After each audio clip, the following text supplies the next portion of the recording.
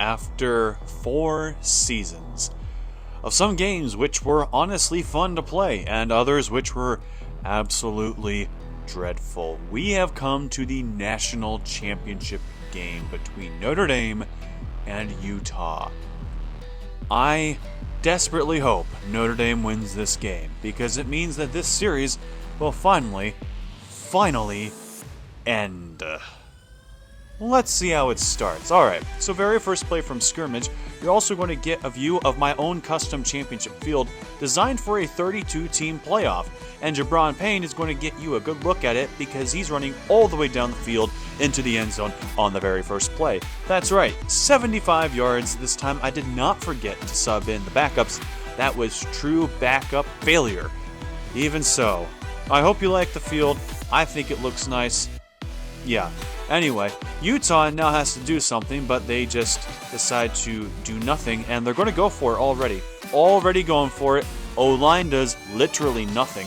Aaron Jackson forced to throw an incompletion. Now the defense is doing something. They get a sack on the very first play, and Buckner is going to try and make up for it. Breaks a tackle, and if he could have stayed on his feet, he would have gone to the end zone. But he didn't. Instead, third down takes another sack.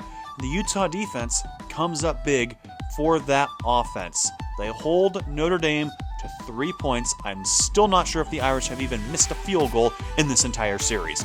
So now they get it to Babcock. First down. Aaron Jackson gets it to Babcock again. Great move.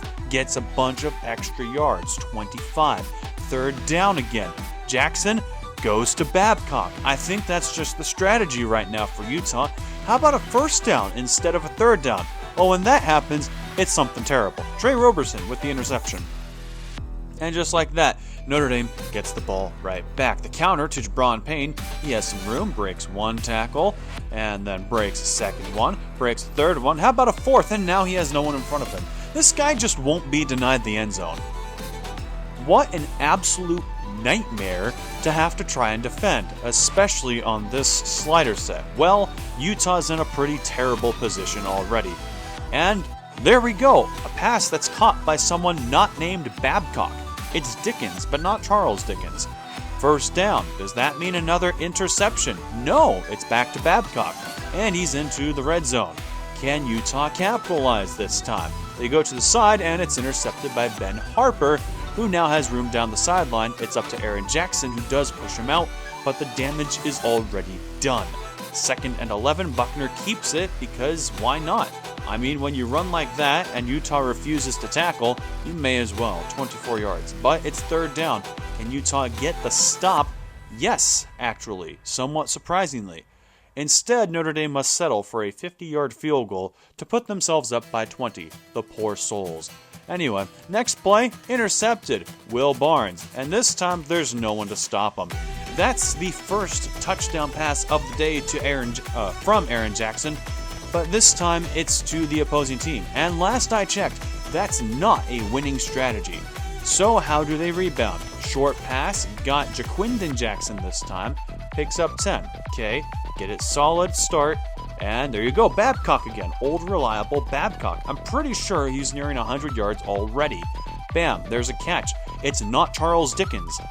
And now, back in the red zone. Can they avoid a turnover? Yes, in fact, they even get into the end zone. What a novel concept to score against Notre Dame. All right, 27-7. What do the Irish do? They get a wide open pass to Jake Dawson, because of course they would. But can Utah force another field goal? Buckner tries to run, he does not get it. So for the third time, Utah's forcing a field goal. Not bad as far as defense is concerned. How does the offense respond? Caught by Babcock, okay? Solid start. You need to hurry down that field. Aaron Jackson rolling out. He wants the cheese, and he gets the cheese to Jaquindon Jackson. Inside the 20, out at about the 17-yard line. All right, 10 seconds left. Aaron Jackson over the middle, caught and then knocked loose. And they're going to go for it. They're not kicking a field goal yet. Just a quick shot at the end zone. That's what they're going for. And they will throw, and it's intercepted by Trey Roberson. And Jackson falls on his face, which means it's up to the linemen to catch him, and they can't. On the final play of the game, Aaron Jackson, not the game, the half, Aaron Jackson does indeed throw a touchdown pass, but again, not to his own team. 3 red zone turnovers and 2 pick sixes is a complete disaster for Utah. So, let's cut to the chase, shall we? What do they do to respond to start the second half? The answer is simple. Another red zone turnover, but this one was more bad luck than the other ones. Let's be honest. That was just an unlucky bounce. Jaden Mickey was there. They got a stop, so that's a plus, but then they turned the ball over, so that's a minus. And the minus is bigger than the plus, so it's a net negative, I'd say. Jaden Mickey, once again, gets the pick. And Utah is not going to stop Tyler Buckner. They had 3 guys with an open shot at the quarterback, and they all bit on the running back. 1 guy got off his block, and now the Leprechaun is doing his rain dance, because when it rains, it pours. Notre Dame pouring it on against Utah. Now, Ohio State lost by, 41 points.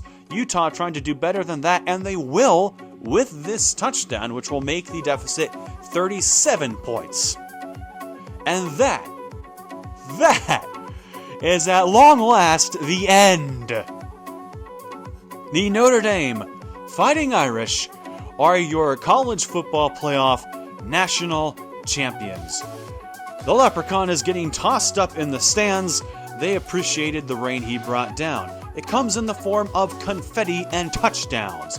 Utah does absolutely nothing. They're wondering where it all went wrong. I'm not sure how you wonder that. Yeah, terrible game. Jabron Payne didn't even break 100 yards rushing, but he had plenty of receiving yards.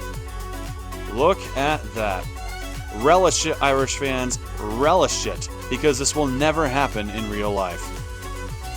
At least not for another 40 some odd years, and that's being generous. 51-14. 51-14. A horrendous game that summarizes what my life has been like playing this game for the past several months. It's been terrible. Buckner didn't even throw the ball 10 times. He still hit over his average on passing yards. Ground game, surprised that Jabron Payne didn't reach that century mark, but he had that big screen pass, which is essentially a run, so whatever. 7 sacks on the day, half of them by Jalen Sneed. That was pretty good, but it was the interceptions, particularly the timing of the interceptions, that absolutely killed this game.